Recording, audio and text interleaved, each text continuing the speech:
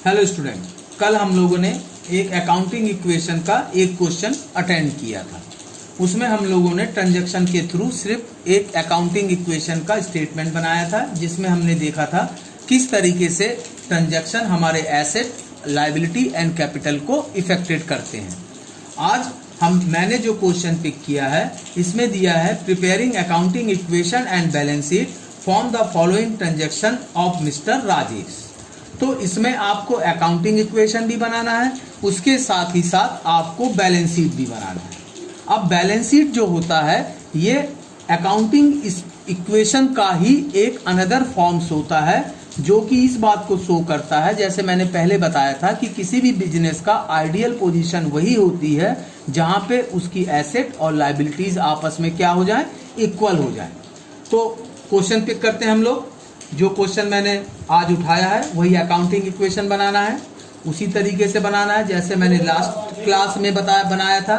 Transaction का एक column आपको लेना है, एसेट का कॉलम थोड़ा बड़ा बनाना है आपको, और लायबिलिटीज के लिए एक कॉलम बनाना है। तो एसेट में चूंकि मैंने लास्ट क्लास में भी बताया था कि चूंकि एसेट में कई हेड्स आते हैं तो उसको थोड़ा हम बड़ा बना लेते हैं, और लायबिलिटीज में थोड़े कम हेड आते हैं तो उसको हम थोड़ा छोटा बना लेते हैं। अब यहाँ पे जैसे पहला ट्रांजैक्शन दिया है कि बिजनेस स्टार्ट कर रहा है with cash 70,000 and goods worth ₹30,000। तो ट्रांजैक्शन पहले लिखेंगे, स्टार्ट बिजनेस विथ कैश कितना, ₹70,000 एंड गुड्स कितने थाउजेंड, 30,000। तो हमने ट्रांजैक्शन नोट डाउन कर लिया। अब इसके बाद हम लोगों को क्या करना है, इसको इक्वेशन में कन्वर्ट कर देना है। तो जब बिजनेस स्टार्ट करते हैं तो मैंने कई बार बताया है कि वो किस में कन्वर्ट होता है, कैपिटल में।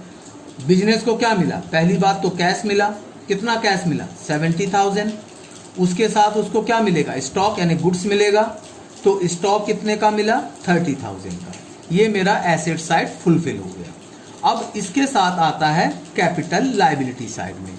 तो जो भी हम बिजनेस में इंट्रोड्यूस करते हैं वो किस में कन्वर्ट हो जाता है, कैपिटल में, चाहे वो फॉर्म ऑफ गुड्स हो, चाहे बिल्डिंग हो, चाहे मशीनरी हो, चाहे कैश हो। तो कैश 70,000, स्टॉक 30,000, तो टोटल अमाउंट कितना हो जाएगा, 1 लाख रुपीज।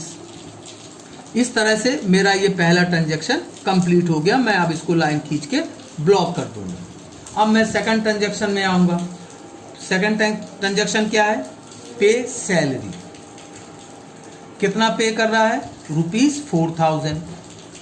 अब ₹4,000 में सैलरी पे करूंगा तो फर्स्ट इफेक्ट कहां पड़ेगा, कैश में, मतलब मेरा कैश 4,000 से कम हो जाएगा, रिड्यूस हो जाएगा।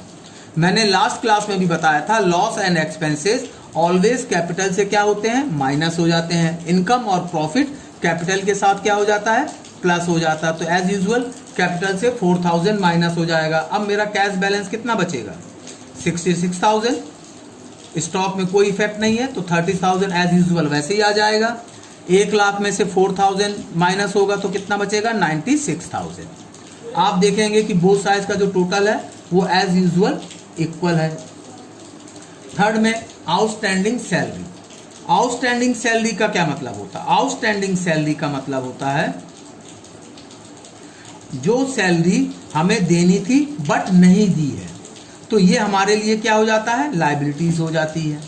अब जब लायबिलिटीज हो जाएगी तो इसका जो असर पड़ेगा, फर्स्ट तो ये कैपिटल से 400 माइनस होगा, देन एक लायबिलिटी कॉलम ओपन होगा आउटस्टैंडिंग सैलरी का, ये वहां जाके इंक्रीज हो जाएगा।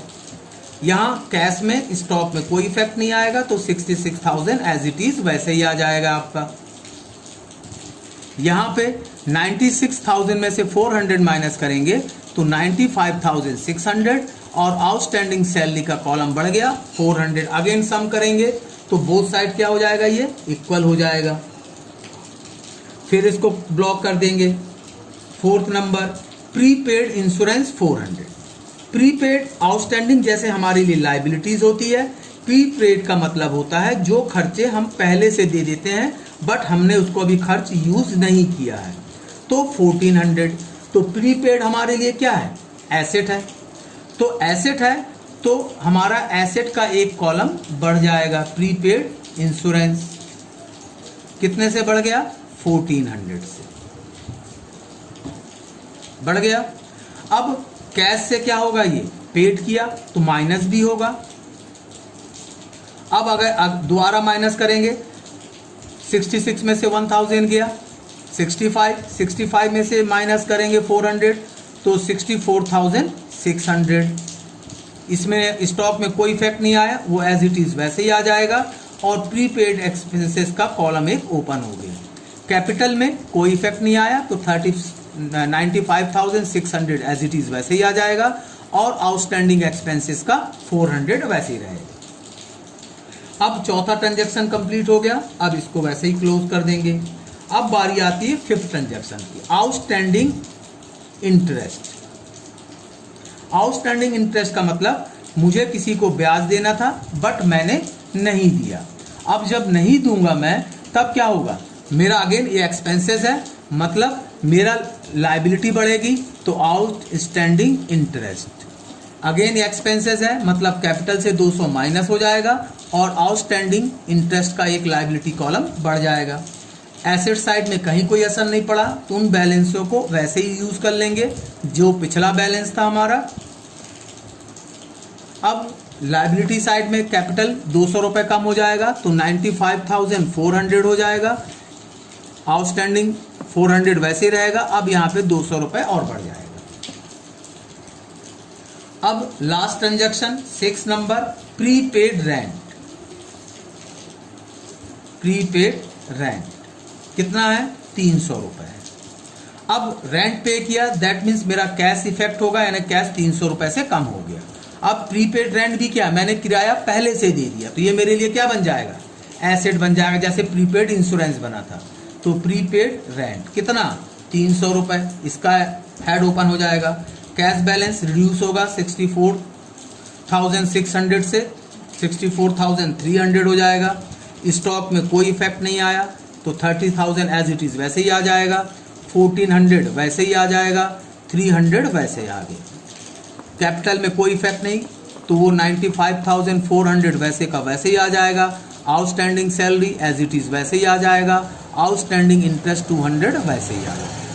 तो ये मेरा बन गया अकाउंटिंग इक्वेशन। अब इसको हम लोग क्या करेंगे, बैलेंस शीट में कन्वर्ट करेंगे। बैलेंस शीट जो हम बनाते हैं उसका जो फॉर्मेट होता है वो इस तरह से बनता है।